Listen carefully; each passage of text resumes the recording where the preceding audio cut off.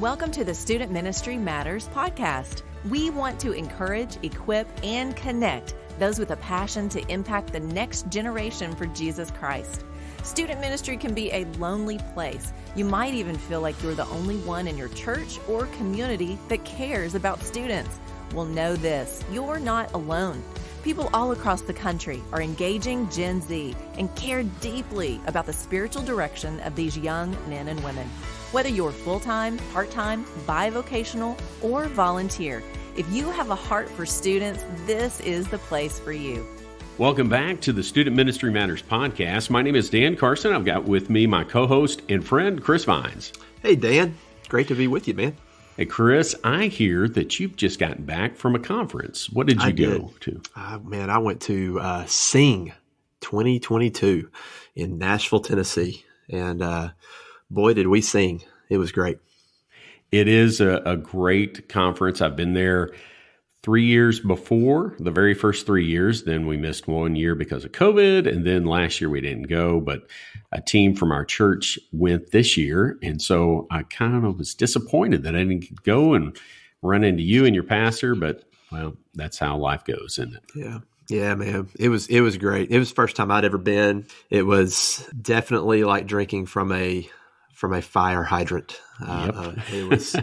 It was great. I mean, I went into it blind. I'll say this and then we can move on. But I went to that conference knowing what it is, but really purposely not researching a lot about how it was going to flow. Because I like the, whether you call it organic or just the surprise. I like being able to walk into the conference and not know what's going to be happening in front of me, letting it just kind of unfold as it goes along. And it was great. I was surprised that the sessions were 3 hours, but it wasn't a bad surprise. It was a great surprise. I mean, it was now by day 3, I was tired, very tired, and I'm still tired, but yeah. It's a good tired, and it was fun. A lot of music, a lot of theology. Great time. Chris, it is the first of the school year, so I wanted to ask some questions about your school so our listeners can learn a little bit more about where you teach.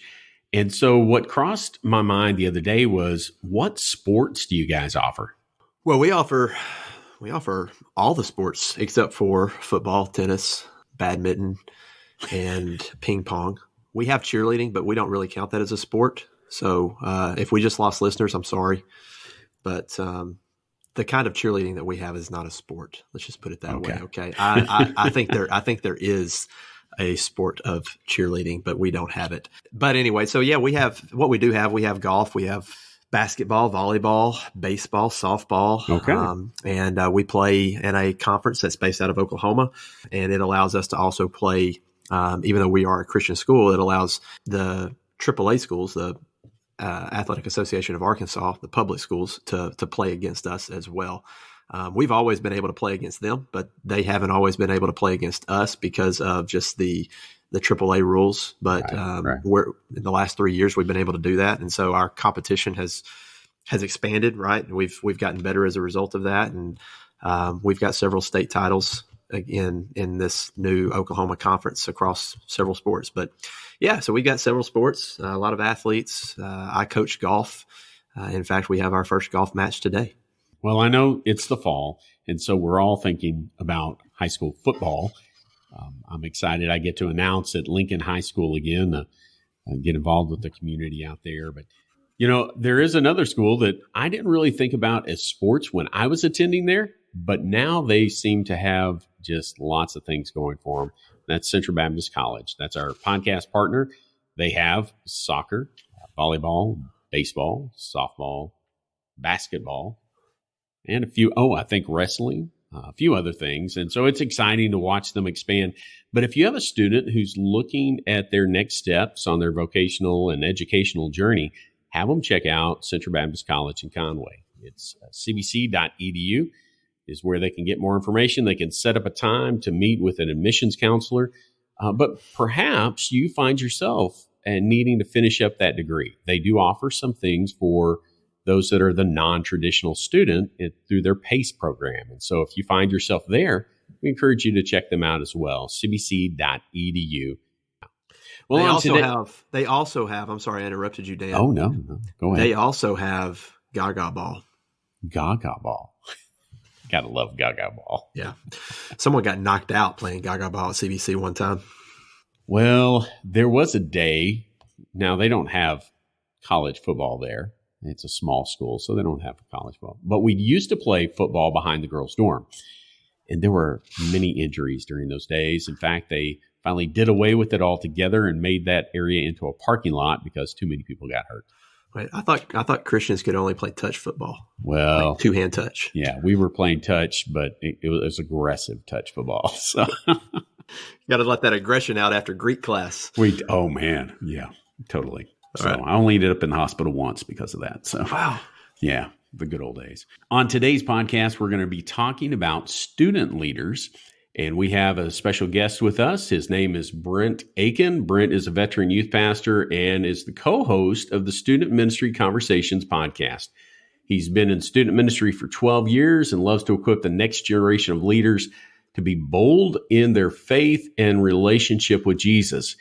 He's been married for 12 years to his wife, Lisa. They have 3 kids, and he likes to play golf when he gets a chance. Brent, it's great to have you on the podcast. Yeah, thanks for having me. Well, Brent, what town are you located in? Where do you serve? So I am at Wiley Methodist Church in Abilene, Texas. Abilene, a lot of people are like, what? Like, where is that? And it's pretty much, I always just say, like, if you threw a dart pretty much at, like, the middle of Texas, you'd be pretty close. And so Abilene is a town of about 140,000 people.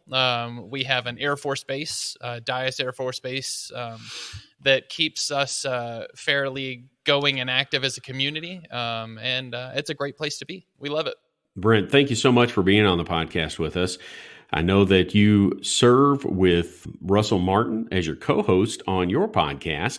Tell us a little bit about Student Ministry Conversations. Yeah, so Student Ministry Conversations was something that we started back in April of 2021, and we had this idea.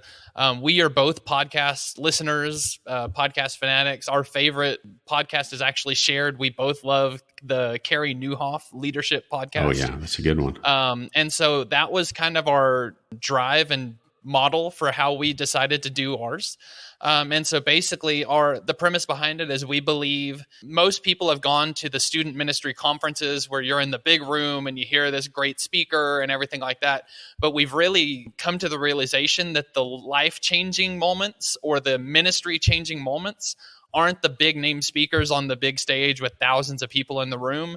It's what happens afterwards, where there's 2 or 3 youth pastors sitting in a hotel lobby after the conference is over for the night or getting a meal during their break or however that might seem. And it's those conversations of, hey, like, this is the idea and how does it affect my ministry now?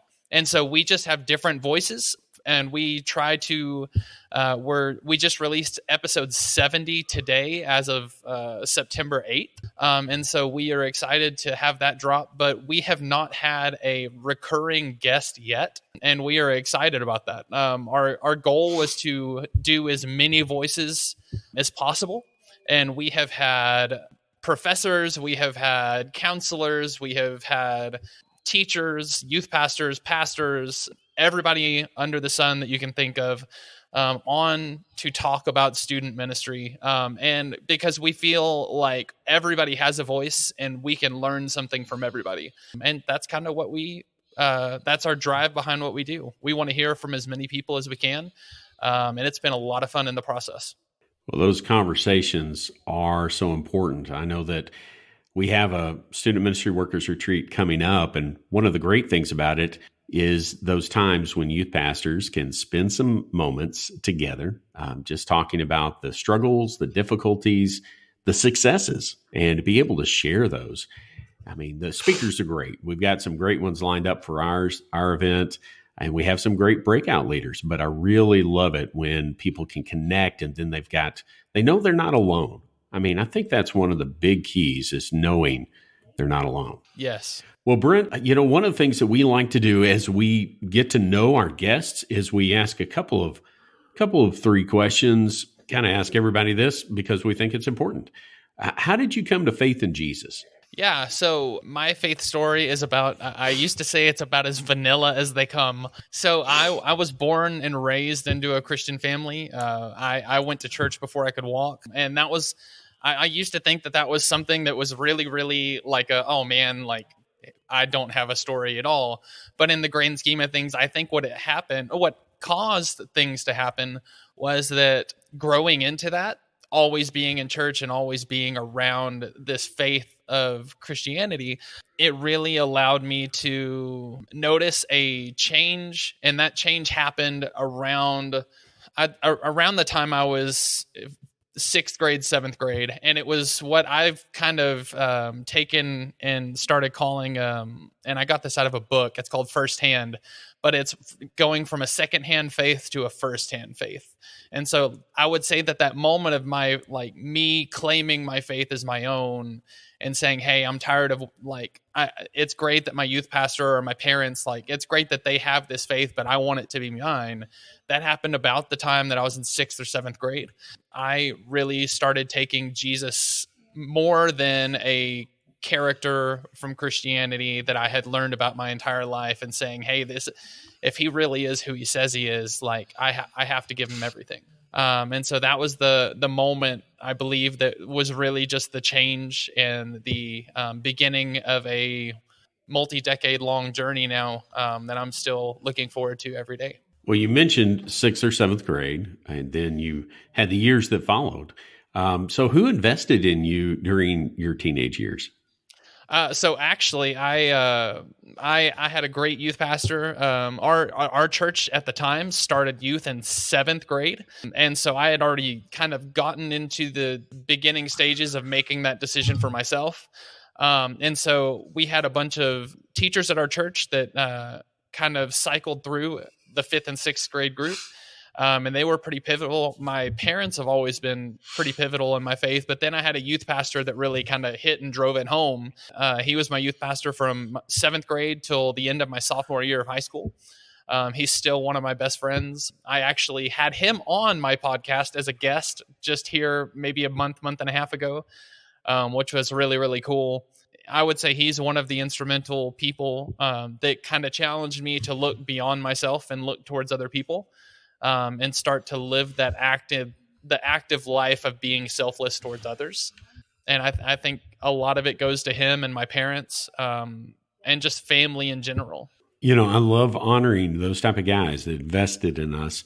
What's his name? Blake Durham. Yeah, and like I said, he is a recent episode on mine. But yeah, it was such a kick to have him on my show and kind of almost full circle of me interviewing him, of talking about student ministry, because he's an associate pastor now, but he's the associate pastor at a church that doesn't have a youth pastor, so he's back in youth ministry. Right. And it's been fun. The next question, it's an important one, because it's one that many of the guys listening, many of those that are involved in student ministry have stepped through. Why student ministry? Why did you choose to go that route? So back to kind of that junior high experience of life, as we all have lived such a fun and awkward time. But during junior high, one of the big things that happened was I was out at camp. We go to Camp Buttman, which is right outside of Abilene. It's about 30 minutes away. And I went there as a camper myself. And now I direct one of the camps out there. And I was out there one summer between my 7th and 8th grade year of junior high. And I felt God calling me into ministry, and student ministry specifically. And that goes once again kind of back into Blake, being there and being an opportunity for me to have someone to talk to as far as that goes, of what does that look like? How can I do this? And he's actually the person that led me to my first job in student ministry. And so I had just gotten married May of 2010. And about a month before I got married, he was like, hey, I know I was a sophomore, ending my sophomore year of college. And he was like, hey, I know you want to do youth ministry. He was like, there's this position that just opened up at this church. He was like, it's actually the church that I started youth ministry at too. He was like, they're super, super gracious. They know that they normally go after young youth pastors, and they are a very, very equipping and uplifting and building church. And so I applied, and long story short, got the job. And that was my start for ministry, just about, like I said, about 12 years ago. Today, we're going to talk about student leaders, those young people in our church that maybe taking on an additional role. So as we begin this conversation, Brent, I'd love for you to tell us what you define as a student leader. So I definitely see student leadership as something outside of a position or a role that within the program. I know a lot of people do classify student leadership as like a team that is within the youth ministry or stuff like that. But I see any and every student being able to be a leader in some capacity. And so the challenge really becomes, what is their leadership capability? Where does it need to be implemented? And how can we best go about doing that? And sometimes students are receptive to it.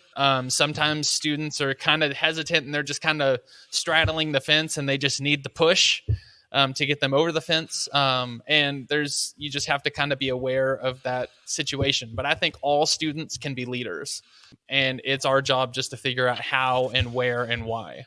Well, before we kind of dive into those concepts, Chris, what does student leadership look like in your group? As far as a formal leadership program or anything like that, we don't have that. I would say that in our church, we have across just different ministries, a good intentionality of bringing students up and training them in the different areas that we see them gifted and talented, right? So that manifests itself pretty clearly in our praise band and our worship team. We have students that are talented and gifted that way, and we create opportunities for them to be able to lead in those ways. So, for instance, just to keep the conversation kind of pointed in that direction, we have, within our student ministry, we have guys who are 10th, 11th, and 12th grade. They've been playing together for a while. They lead in that regard. But then I've started helping or giving them avenues to lead in other places as well, in terms of small groups and things like that. But they're very gifted musicians. They want to lead in that way as well. So they have certain roles on Sunday morning that they do on our stage. But then whenever we have corporate worship on Sunday nights, they actually lead the worship service. So that's an opportunity for them to plan and to lead the congregation in worship that way. So apart from that, we try to integrate them into production side of things. There's running slideshows. We're beginning to record our Sunday morning sermons for podcast and for YouTube. And so there's editing and all that kind of thing. So like just handing off responsibility that way, finding places that kids are interested in and have a little bit of gifting. But I want to use that word carefully, because I don't want to imply that you have to be gifted in something in order to serve in something. Right. I think there's some training and some a part on our, something on our part to be able to hand off opportunities to those who maybe don't even know that they want that particular opportunity, but to open the door for them. So that's a little bit of how we do it in a nutshell. Well, in previous churches, I have been more old school because, I know I'm the old man in this conversation, but we did have a youth council. Even the word is old, I know. But it was a team of students to where I would once a quarter ask them to teach. Once a quarter, they would just completely lead. They would serve in different capacities. So it's kind of that pushing. It was a little bit more formalized than what you're referring to, Brent. But I think there's great value in what you're talking about, finding out the capacity of those students. And so let's kind of start with that. What would you see is the great value in helping students become stronger leaders? Well, I think ultimately that's what we are called to do as student pastors. We're called to make them take their faith and live it firsthand. And I think anybody that lives their faith firsthand is going to step out. And so with that, I do believe that there are great opportunities to where, and just like Chris said, we do have very much the same kind of avenues. We have we have a student worship team that is primarily student led outside of an adult or two. And then most of the students that are in our worship team for youth are also on our praise team for Sunday mornings. We have a volunteer praise team that is like 20, 25 people strong. And it's like a rotation of like 4 different praise teams. And so they have opportunities to serve there. And like Chris kind of touched on as well, I think the importance of like pushing them out is you have to find what they're passionate about first. And if you find their passion, most of the time, if you tell them, hey, you can take this passion and like do it in more than you're doing now, a lot of them are going to be like, okay. Like, that sounds cool. Like, especially with instruments and music, it kind of gets easier. But then you have others that are like, hey, I want to be a teacher when I grow up. It's like, well, that's great. Why don't we like get you started? Or, hey, I want to be a youth pastor. Like, I have a few kids in my group right now that have told me like they feel called into youth ministry. It's like, that's awesome. Like, we're going to hit the ground running. Like, I'm not going to let you just idly sleep through your high school years. Like, this is opportunity for you to have formal training, and we're going to give you opportunities to live out and lead out your faith. And I think it's a really, really cool opportunity when you see that happen. We had one of the girls that feels called into ministry had the opportunity to lead another kid to Jesus this summer, which was like hands down the highlight of my summer because I got to watch it firsthand. Like, I was in the room when she did it and it was so cool. But it's one of those things that like when you give them opportunities to practice leading, when the opportunity arises for them to step up and take that lead role, they're going to jump on it. And she'll tell you that she was nervous in that time. And I caught eyes with her as the salvation conversation was coming. I looked at her and she was like, I knew from the moment you looked at me and locked eyes with me that you were going to ask me to do it. And I was like, yes, I was. I was like, but it's one of those things, like, you set the expectation and they know it. And if they have already begun that process of like developing their leadership under you or whoever's leading them, most of the time they'll step up and they'll arise to the challenge. So, Chris, how do you prompt some of that leadership to go on at Garrett Memorial? Well, Dan, I want to take 2 steps back and just first say that, man, I'm not great at this. That I'm learning kind of what this should look like and how to hand off these different opportunities. And so I would probably first say that where I have felt like I have done well in the past, again, I'm trying to get better at this, but the times where I would look back and say, you know what, that worked well, were also the times where I planned well. So, leadership, handing off leadership and handing off responsibility and all of that, like, and giving, what we're saying, we keep saying this phrase, which is a good one, I think, creating avenues, right? Creating pathways for leadership. Like, that doesn't just happen. And it certainly won't just happen if all we do is just let Wednesday after Wednesday or Sunday after Sunday just sneak up on us, and then we're rushing to get everything done in the last minute. And we've all been there, right? We can all still get there. The days don't slow down.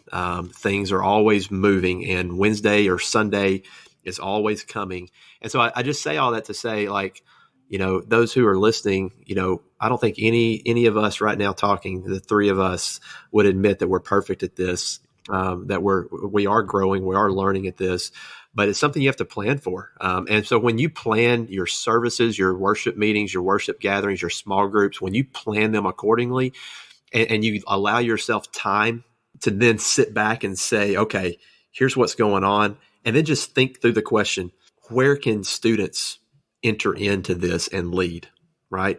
And so where I'm trying to get better is like scripture reading.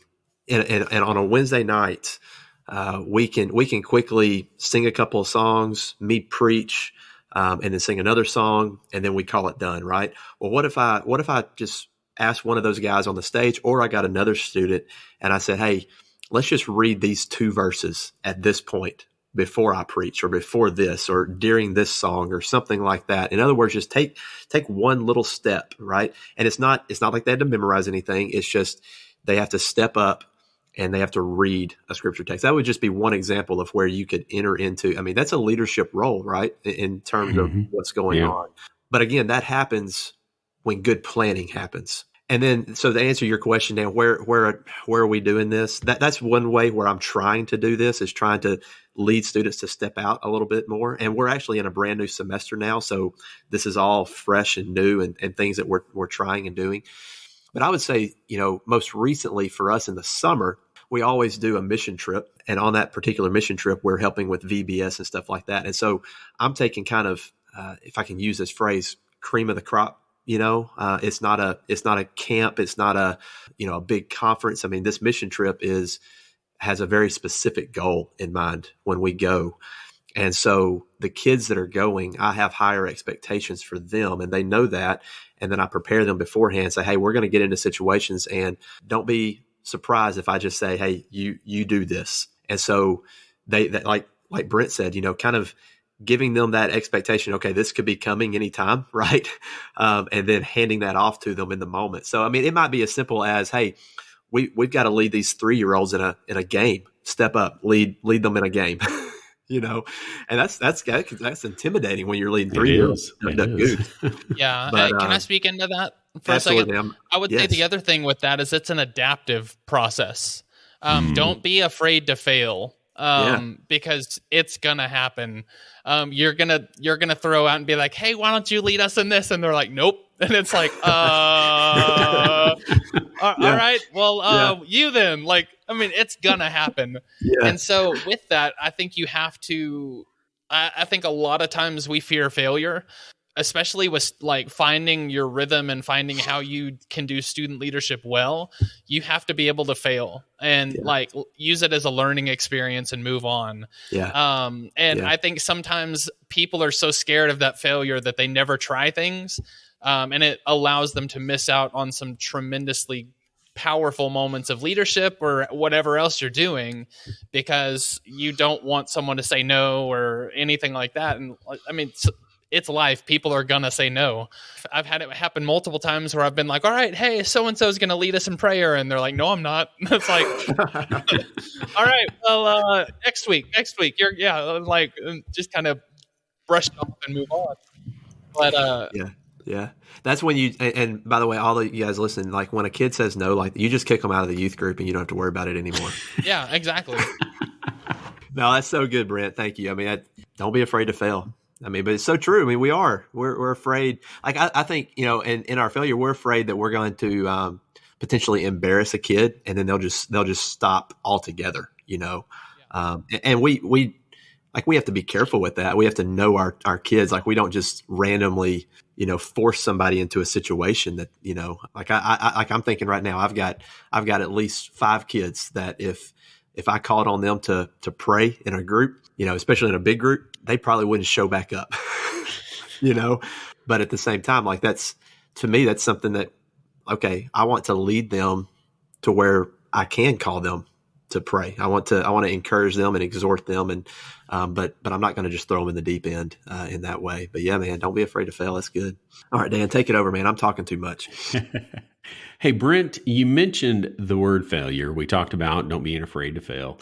I know that there is some potential issues, some when you put students in those leadership roles. So what are some of those potential problems that you might run into?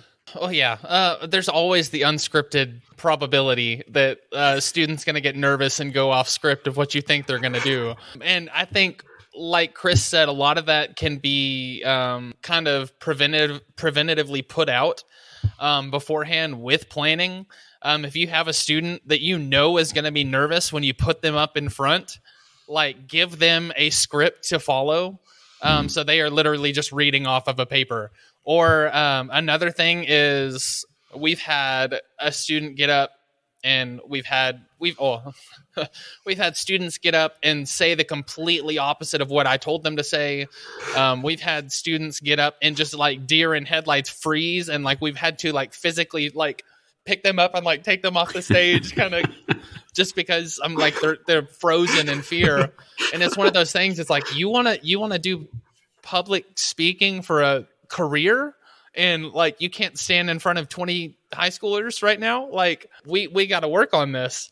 And so the other side of it is I think this is kind of unavoidable, but you're also going to have, and this is kind of one of the big reasons that I used to have the, as you said, traditional leadership style of like having the youth council and everything like that. And when I started, I had a youth council. I had this team that I would devote time and effort into, like having them do specific parts. They helped me plan the calendar. We met once a quarter, kind of thing like that. And it was something that was really, really good. But one of the things that stopped me was the inclusivity of it, because it was like an extra group that was like just for the lack of a better word, more spiritual kids or whatever. And it started this kind of segregation in our program of like, these are the select chosen and these are the kids that aren't. And it was like, I don't want that at all. Like, and so it was like, instead, we don't have a student leadership team, but I'm going to call on kids to be leaders. And so with that, sometimes you also come into the nature of the rather childish, but they are still children. They got to do that. Why didn't I get to do that? It's like, well, you didn't tell me you wanted to do this at all. Like, they've been talking with me for 6 months about how they want to step up and do these things. And like, you've just been sitting there quiet. I mean, if you want to do it, that's fine. But occasionally you get some hurt feelings to where they weren't involved as much as this person, or especially in sibling groups. I find it more than anything else. It's like, well, you loved my older sibling more than me, kind of thing like that. You let them do this, this, this, and this. It's like, well, your older sibling told me that she wanted to be a youth pastor. I don't know what you want to do. Like, you haven't had that conversation with me. Now, like, if that's something you want to do, like, I'm open to like giving you more roles and responsibilities, but like, I'm not going to be like, hey, you're going to be a youth pastor. Like, it's not what I'm going to do. I'm going to speak into what you already kind of feel God calling in your life. And so, yeah, I think there are definitely some pitfalls and some things that can be prevented and can't be prevented, just because some kids don't talk at all. And then they just get upset over the most random little things. And it's like, you didn't tell me at all. Like, well, Brent, you did mention it. They are still children. Yes, they are. And so there's going to be times that they're going to really excel. They're going to grow in those experiences. And then other times they're going to fall flat on their face. They're going to have to be picked up and taken off of a stage physically. You know, that's just how life goes. Hopefully you're serving at a church, and not just you, Brent, but all of us, that we're serving at churches that allow for that sort of failure, for that type of mistakes and goof ups, and a realization that we are still dealing with children. Because when we can invest in them during those years, it is a powerful, powerful thing. I think about my own story of how I had some adults who invested in me. My parents weren't in church during those years. It was a small little church, and they gave me little things to do, and I grew in my faith. Yeah, Brent, just a kind of a follow-up to failure. How do you see if a student does fail, like, so let's take the student, you say, I got to move them off the stage because they just froze up, that kind of thing. They obviously wanted to get up there. They wanted to help. They wanted to lead, but then it didn't go so well. Sure. Right. So where does review, like where does the kind of the after action review come into play in terms of then helping the student recover to pursue leading again, right? Yeah. What does that look like for you guys? That's a great question. And I think it very much depends on the context of where they're set to lead. For instance, a lot of times what we do is our kind of service looks like, we'll start with 3 songs. And then I'll have a student come up and pray as we transition, and we split high school, 7th and 8th grade and 6th grade.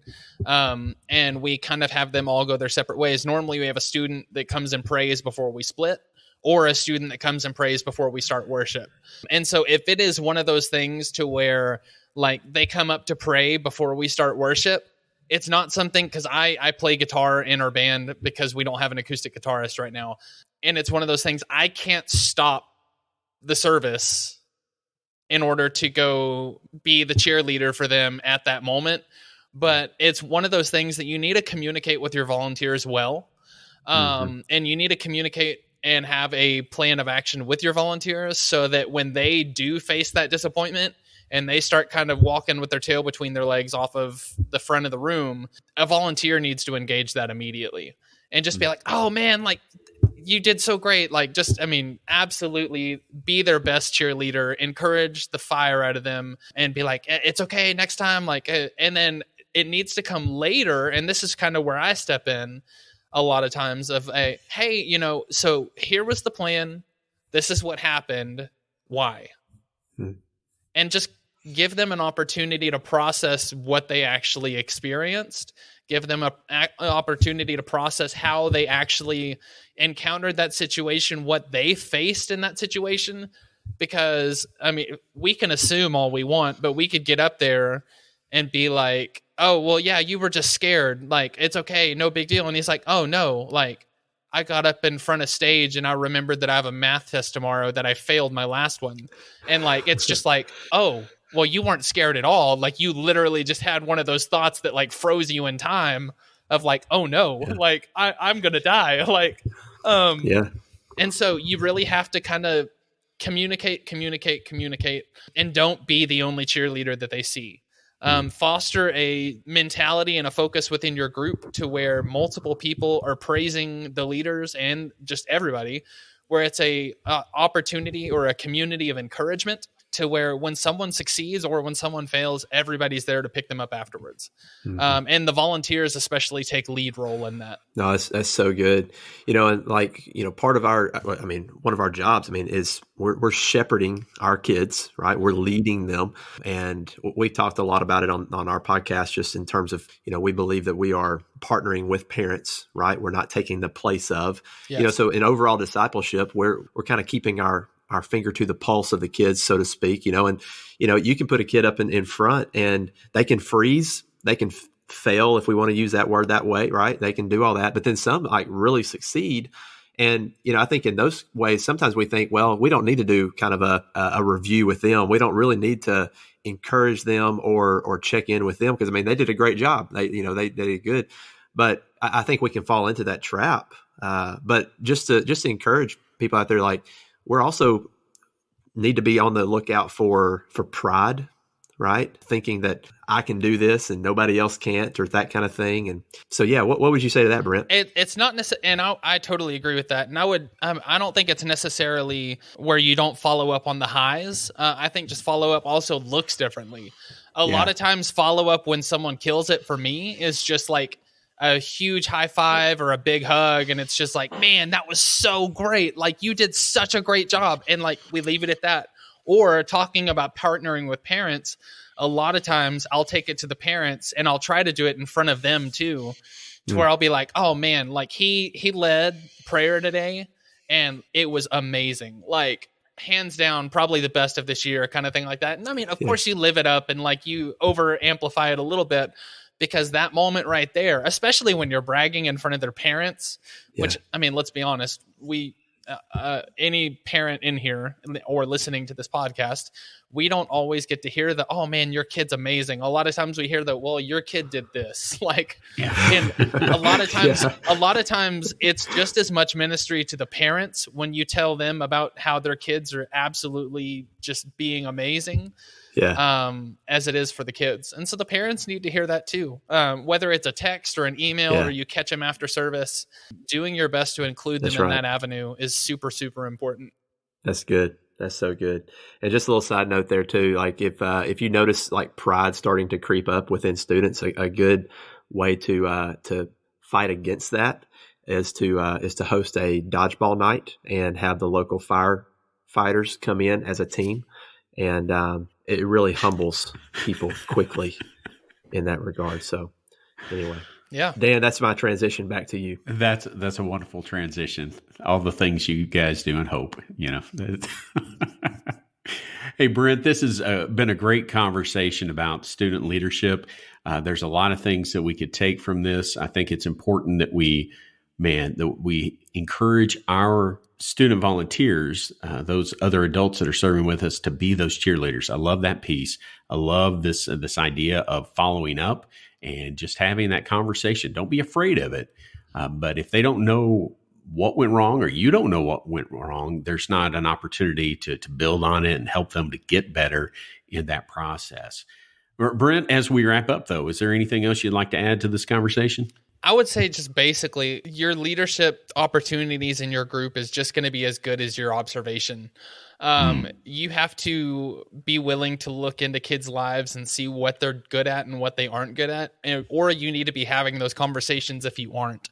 If you have a kid that's passionate about playing flute, then by all means, get them up on stage during worship and let them have a flute solo in a worship song or whatever. I mean, allow their skill and their passion to be something that they can use in a way that glorifies God. And that's pretty much across the board. I mean, there's hardly any passions that you can't find a way to creatively use them as an opportunity for them to step up and lead others. With that being said, there are a few, so be selective with how you, I mean, if you have a kid that their skill is picking boogers and flicking them across the room, I don't think that that's probably the best skill to put up in front as far as a leadership role, but find ways to encourage and edify the people that are around you. And then, like you said just a second ago, Dan, you need to communicate with your leaders, and they need to know the game plan long before it's happening. They need to have a process and a method of hey, if A happens, then B happens, then C happens, then D happens. If D gets to this situation, then we go here, kind of thing like that. They need a followable plan of action for these situations. And so they need to know, hey, if this kid goes great, y'all need to jump up. Y'all need to step in and celebrate them like crazy. Or if it goes bad, one of y'all pull them aside and be like, oh man, you were so great, and just use that opportunity for encouragement. But it's really, you hear the expression all of the time, it takes a village. Your leaders need to be the village around these kids. Chris, what else you got for Brent today? Brent, I think this would be a quick question. How do you, and just speak into this, when you see potential in kids, but they don't necessarily see it in themselves, and they're just content with just kind of staying in the background, right? Yeah. Part of our job is to try to draw them out, right? In terms of, if we want to use the example of lifting weights, right? Nobody's going to get any stronger if you don't ever push yourself outside of what's comfortable. Yeah. So, just speak into that. How when we see kids who have potential, they're not comfortable, but I mean, that's what we're doing. We're drawing them out of that comfort. Yeah. And moving them into new areas that maybe they don't even see for themselves. Sure. How do we do that, and why is that important? It's super important for the fact of they're not going to use it as an opportunity for leadership if they aren't being spoken into that it's there. And so they're going to overlook it completely, or they might be like, oh, I'm just terrible at this, so I'm never going to do it. And it's no, you're amazing at this. You are so hard on yourself. This is one of the best and one of the biggest highlights of who you are. And you're belittling it to an extreme. And so speak into it as much and as often as you can. But the other thing that I would encourage is have multiple people speak into it. Because a lot of times we get to where kind of we are the the teacher from Charlie Brown's voice, where it's wah, wah, wah, wah, wah, wah, wah. And kids kind of lose sight and lose focus of, oh, well, yeah, it's your job to be nice and stuff like that. But when you do a group activity, and this is one we've done in the past, where literally we did this for some of our leadership students that are in leadership. We had everybody write their name on a paper, and they were supposed to put their name right smack dab center of the paper, and then they passed it to the person to the left, and the person to the left spent a minute writing things down that stood out about that person, leader, great sibling, role model, whatever. And like, so it was just one word, like descriptions of like what they saw in that person, and it passed around the entire room. And so by the time you get back to that person, they see their name, but then they see tons of things that are written about who they are and what they're called into. And it's one of those things, I've had this multiple times happen now, to where like a kid will just kind of be taken aback by that. And it's like, well, hey, well, I mean, what's wrong? And they're like, no one's ever called me a leader before. And it's just one of those moments. So it's like, it's the light bulb moment of like, could that actually be me? Is that something that can actually happen? And the light bulb has to flick before you can really start to stoke the flame. But once that light bulb moment happens, then you have pretty much all authority to like push and push and push and like encourage and add fuel to the fire, to the point to where they can very, very much take off with it. Well, Brent, I want to thank you again for being on the podcast. If somebody wants to reach out to you or to find out more about your podcast, what's the best way for them to do that? Yeah. So if you want to check out our podcast, like we said, it's studentministryconversations.org. That's our website, or you can find us at Talk Student Men on all of the social media channels. We do video format for our podcast as of our second season. And so all of our episodes, you can see the actual conversation happen. And so we do those on YouTube, and then they're also on the website. But if you just want to listen to the audio, we're on all the podcasting platforms. And then if you want to talk to me specifically, on Facebook or Instagram, it's at Hey Brent Aiken, BrentAiken, and it's pretty easy. And I'd love to talk to anybody and everybody that wants to. And Dan and Chris, I'd love to have y'all on our show as well. So I'd love to make that happen. That'd be great. That'd be cool. That'd be great. Well, Brent, again, thank you for being on the podcast. And student leaders, they're an important part of your ministry as you seek to help your students become what God wants them to be. Help them to grow, help them to be that next generation of leaders in the church. And so it's vital that we help them grow.